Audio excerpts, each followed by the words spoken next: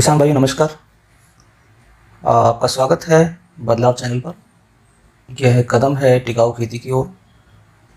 आपने मेरा पिछला वीडियो देखा, उसमें हमने धान की दो बीमारियों के बारे में बात की थी, बैक्टीरियल लीफ ब्लाइट और फॉल्स स्पॉट।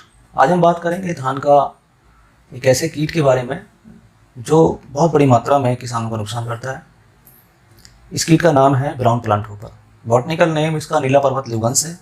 वैसे तो बहुत सारी स्पीसीज पाई जाती हैं, लेकिन दो स्पीसीज ऐसी हैं जो बहुत ज़्यादा नुकसान करती हैं। इसमें पहली है जिसको ब्राउन प्लांट हॉपर कहते हैं, दूसरी होती है WBPH, white back plant hopper. ये थोड़ा सा ज़्यादा नुकसान करती है BPH के मुकाबले।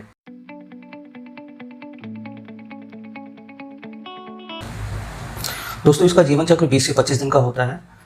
इसकी मादा जो है पत्ती के बीच वाले हिस्से पर अंडे देती है, यानी कि जो उभरा हुआ हिस्सा है जिसको हम मिडरिप कहते हैं, वहाँ पर 2 से 12 के समूह में अंडे देती है। ये अंडा पारदर्शी होता है, सिलेंड्रिकल होता है, और इसकी जो मादा है इनकी सुरक्षा के लिए इन अंडों के ऊपर एक मोमिय लेयर जो इसके शरीर से निकलता है उससे ढक देती है, जिससे वो इनकी सुरक्षा करती है। अंडे से जब निम्फ निकलता है तो ये 4 से 8 दिन में निकलता है और देखने में रुई जैसा होता है, बिल्कुल सफ़ेद होता है। इसके 5 बार त्वचा निर्मोचन होने के बाद यह 3 मिलीमीटर तक हो जाता है, और जो एक मैच्योर ब्राउन प्लांट हॉपर है वो 5 मिलीमीटर का होता है। दोस्तों, मैंने बात की कि ये अंडे से सीधा निम्फ बनता है और निम्फ से एडल्ट बनता है। एक्चुअली जितने भी कीट पाए जाते हैं उनमें 2 तरह की त्वचा निर्मोचन पाया जाता है, जिसको मेटामॉर्फोसिस कहते हैं। इसमें एक कंप्लीट है, एक इनकम्प्लीट है। जो कंप्लीट है उसमें अंडा होता है, लार्वा होता है, प्यूपा होता है, और फिर मेल फीमेल यानी एडल्ट होता है। जो इनकम्प्लीट होता है उसमें तीनों होते हैं, जो कि BPH में पाया जाता है, यानी कि अंडे, निम्फ और एडल्ट। तो इस तरीके से ये अपना जीवन चक्र पूरा करता है, लेकिन इसमें निम्फ और वयस्क दोनों ही ऐसे हैं जो नुकसान करते हैं।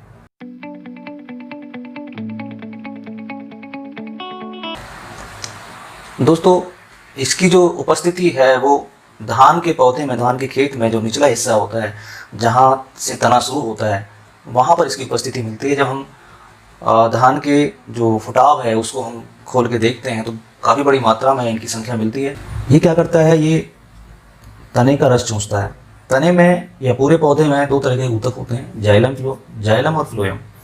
जाइलम का काम होता है जड़ के आसपास जितनी भी खुराक है उसको पूरे पौधे में पत्तियों तक पहुँचाना, और फ्लोएम का काम होता है जो प्रकाश संश्लेषण में पत्तियों में भोजन बना उसको पूरे पौधे में जड़ तक पहुंचाना। तो ये फ्लोएम जो है, जो फ्लोएम ऊतक है, वहाँ से सैप जो है उसको शक करता है, यानी कि जो उसका रस है उसको वो अपनी फीडिंग में इस्तेमाल करता है। जैसे ही फ्लोएम का वो रस फीडिंग में इस्तेमाल करता है वैसे ही पौधा पीला होने लगता है, और जब बहुत ज़्यादा अटैक होता है तो पौधा कमज़ोर हो जाता है, और पीलेपन के बाद फिर वो ब्राउन कलर का ऐसा महसूस होता है जैसे जल गया हो।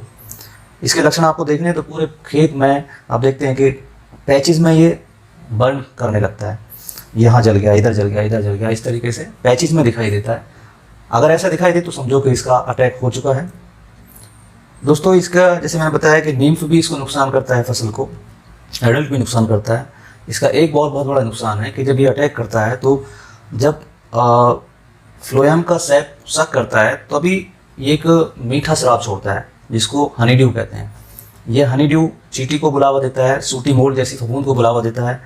इसके साथ साथ ये जो है 2-3 तरह की जो वायरस डिजीज़ हैं उनको भी बुलावा देता है, जैसे राइस रैग स्टंट डिजीज़ है, ग्रासी स्टंट वायरस डिजीज़ है, इसके अलावा विल्ट स्टंट वायरस डिजीज़ है। तो ये इनका एक संवाहक है और इनकी वजह से ये बीमारियां भी फैलती हैं। ये जो स्टंट वायरस डिजीज़ हैं इसमें आप देखेंगे कि जो पत्ती है वो टर्न हो जाती है, ऊपर से गोल गोल घूम जाती है, और कुछ में घूमने के साथ में मतलब वो अपना एबनॉर्मल रूप दिखाती है। ऐसे कर ये पूरे खेत में फैल जाता है, और इसका जो नुकसान है वो इतना ज़्यादा होता है कि दाना जब बनता है, जब दाना सेट होता है तो ये उसको भी प्रभावित करता है, जिससे कि उपज पर सीधा प्रभाव पड़ता है।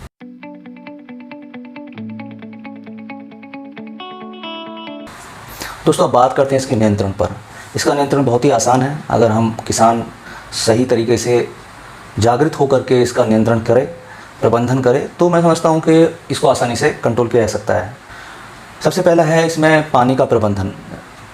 अक्सर किसान पूरी फसल में पानी भरा रखते हैं, जब से पौधा की रोपाई होती है तब से लेकर के जब तक फसल की कटाई होती है तब तक पानी रेगुलर आपके खेत में होता है।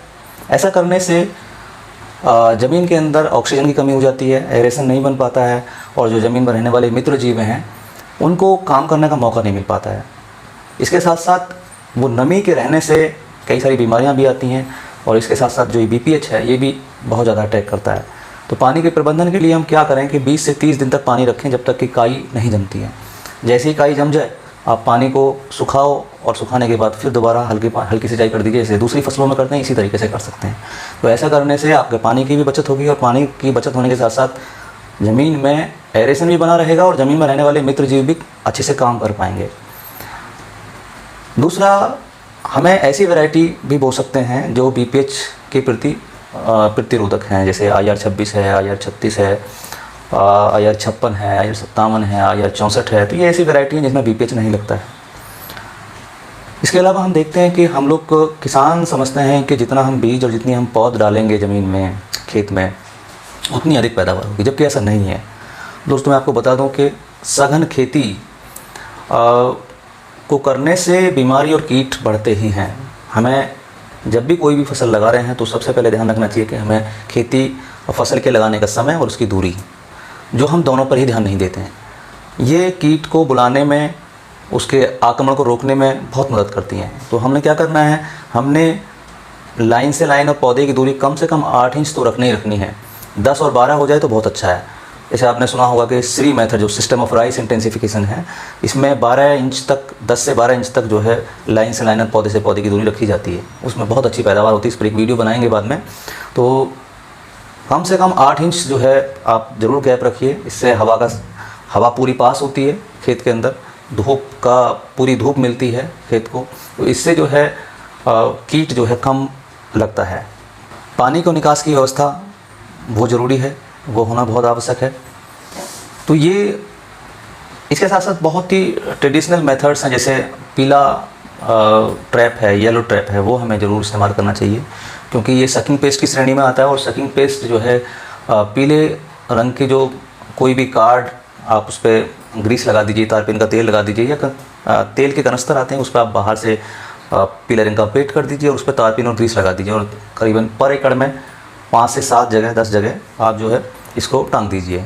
तो इससे होगा क्या कि जितने भी, जहाँ भी BPH लगा होगा वहाँ पे वो तुरंत उसकी तरफ आकर्षित होगा और वहीं पे चिपक के मर जाएगा। दूसरा है लाइट ट्रैप, प्रकाश प्रपंच। प्रकाश प्रपंच इसको कंट्रोल करने के लिए बहुत अच्छा साधन है। इसके लिए आपको सिंपल आजकल सोलर सिस्टम के पैनल सहित टूल्स आता है, जिसमें एक लाइट होती है, बैटरी होती है, सोलर पैनल होता है, नीचे आप कोई आधा 100 लीटर का ड्रम चौड़े मुँह वाला उसमें रखिए और पानी इसमें भर दीजिए, ऊपर से मिट्टी का तेल डाल दीजिए। दिन में वो चार्ज होगी, रात को वो जलेगी। 2 से 3 आप पर एकड़ के हिसाब से आप उसमें लगा सकते हैं। तो इससे आपने देखा होगा घरों में भी जो खेत घर के नज़दीक, मतलब घर के नज़दीक जो खेत हैं वहाँ पर बाहर के बल्बों में बहुत ज़्यादा मात्रा में ये BPH इकट्ठा हो जाता है जब हम सुबह को सफाई करते हैं। तो ऐसे ही ये लाइट ट्रैप भी इसको अट्रैक्ट करता है।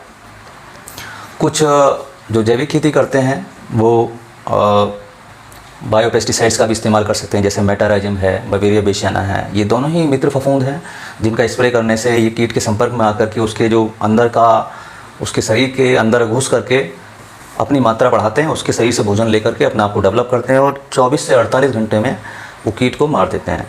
तो बवेरिया और मेटाराइजम में 100 ग्राम या 100 ml पर टंकी के हिसाब से आप इस्तेमाल कर सकते हैं। इसके अलावा जो बॉटेनिकल पेस्टिसाइड्स हैं, नीम बेस्ड जो नीमास्त्र जिसको बोलते हैं, अग्नियास्त्र है, जिसमें लहसुन और मिर्च, ये मैं पूरा लिख के आपको आपके पैनल पे आ जाएगा ये, तो वो आप इसका इस्तेमाल कर सकते हैं।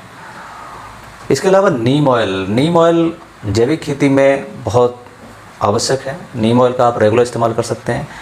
और नीम ऑयल की खासियत ये होती है कि ये जब इसका स्प्रे होता है तो कीट की सारी अवस्थाओं को कंट्रोल करता है। इवन चाहे वो उसका अंडे हों, चाहे नीम्फ हो, चाहे मेल फीमेल हो, तो ये सारी अवस्थाओं को कवर अप करता है। अंडे से बच्चे को नहीं बनने देता है, नीम्फ को नहीं बनने देता।